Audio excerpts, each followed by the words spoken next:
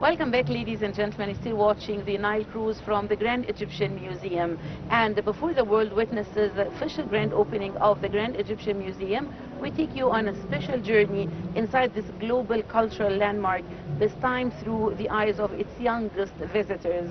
Beyond its monumental galleries, the Grand Egyptian Museum is also home to the Children's Museum, a vibrant interactive space designed to spark curiosity and foster imagination. And to be introduced to the Learning Center and the Grand Egyptian Museum for children activities, we are delighted to have with us Dr. Jihan Nabil. She is head of the Grand Egyptian Museum Learning Center. Thank you very much for joining us today on Nile Cruise. Thank you very much, Abir, and welcome to the Grand Egyptian Museum, and thanks for having me today. Thank you. It's our pleasure. Yes.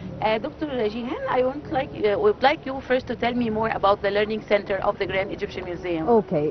The Learning Center is poised to become something or like a concept which is a little different than educational or education and learning centers in all the other museums in Egypt. Okay. Our Learning Center was established in 2019 with a very ambitious team, all specialized in museum education for different segments of visitors. This is amazing. Yes, not only for children, for young children, because the concept or the current concept or the what is known from to common people is that education in museums is only for children. Yes. We are here to change this concept. Okay. The learning in a museum is for all segments of visitors. Yes. Not only Egyptians, but international visitors as well.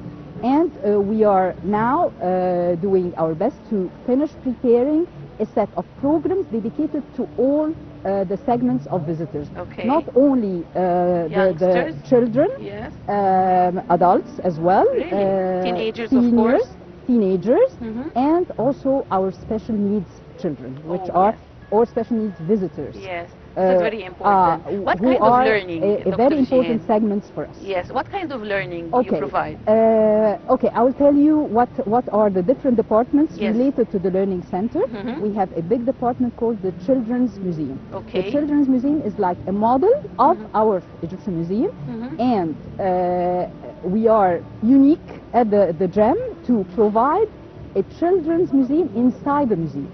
Because it's one of the rare examples worldwide to have this children's museum inside our museum with the same themes of the Grand Egyptian Museum, but dedicated to children and in a way and a technique which is for children, interactive this is very games, interesting. Yes, digital games, technology, and all talking about ancient Egypt in a way that attract and engage children to know more about history. Okay. Yes. And what kind of programs you have in the summer vacations for children? Yes, we have programs all dedicated to children aged 6 to 12 and more, and it's all about ancient Egypt and how to offer and to deliver, submit knowledge about ancient Egypt in an interactive way.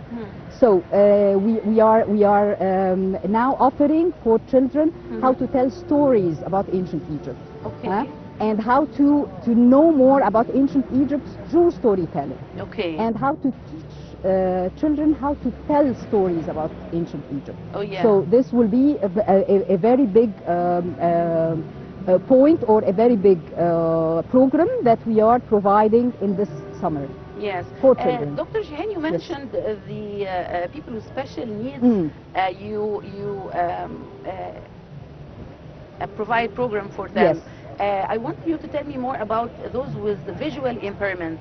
Okay. For visual impaired children, we are providing lots of programs that engage them to emphasize on their imagination. Yes. And to tell stories that open for them new ways and new routes and paths for ancient Egypt.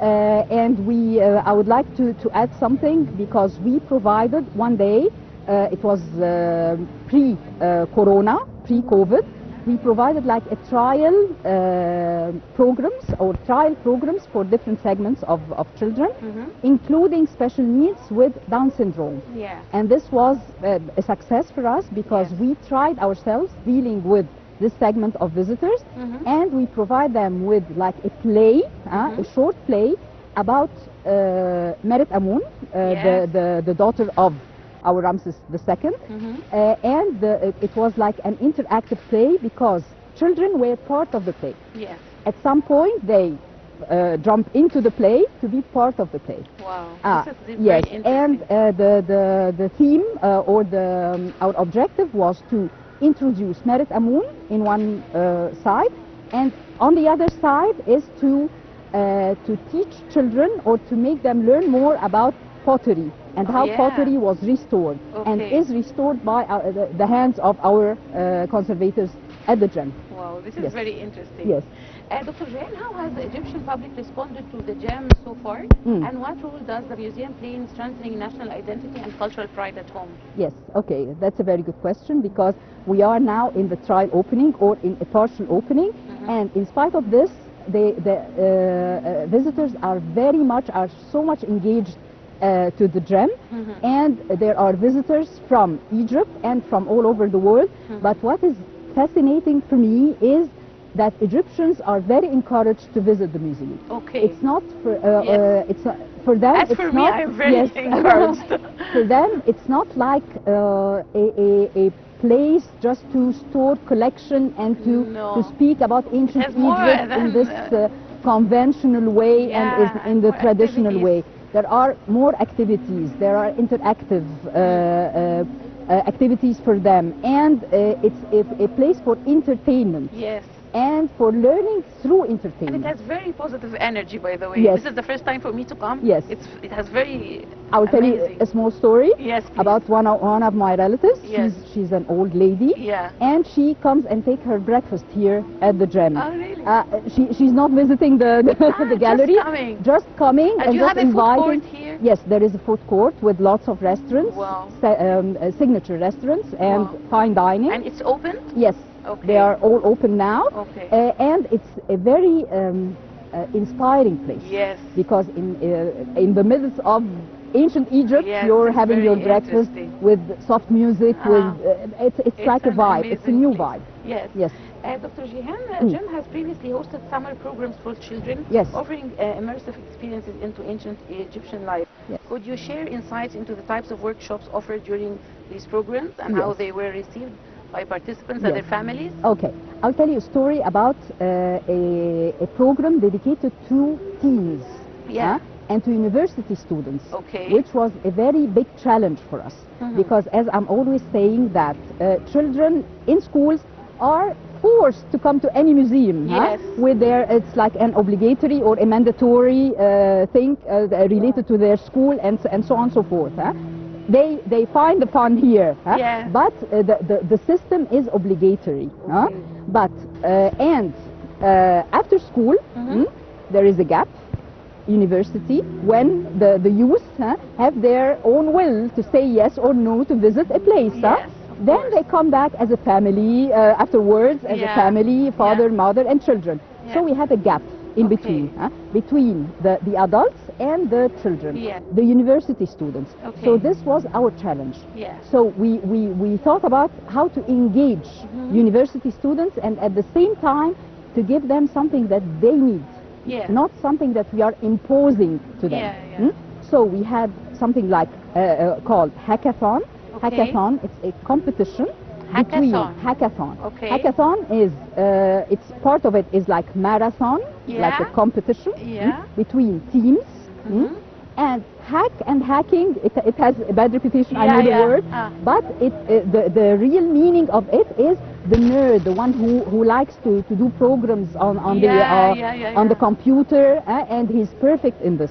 So hackathon is using the fresh minds of children or of university students to produce something in a framework of a marathon between the teams, which has like 3 benefits. The first one is for them, to engage them to visit the museum.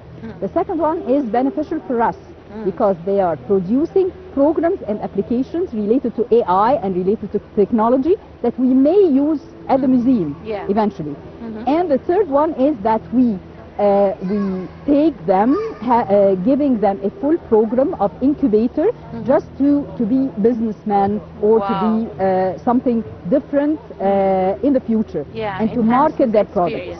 So it was an amazing experience. We did it for 2 successive years, last year and this year. Okay. So it was, it has a very good feedback for the students and for their parents as well. Yes. Dr. Jihan, do you have any programs for schools, I mean partnerships with school and education institutions? Yes. Now we are targeting also the public schools, the underrepresented segment and underprivileged segment.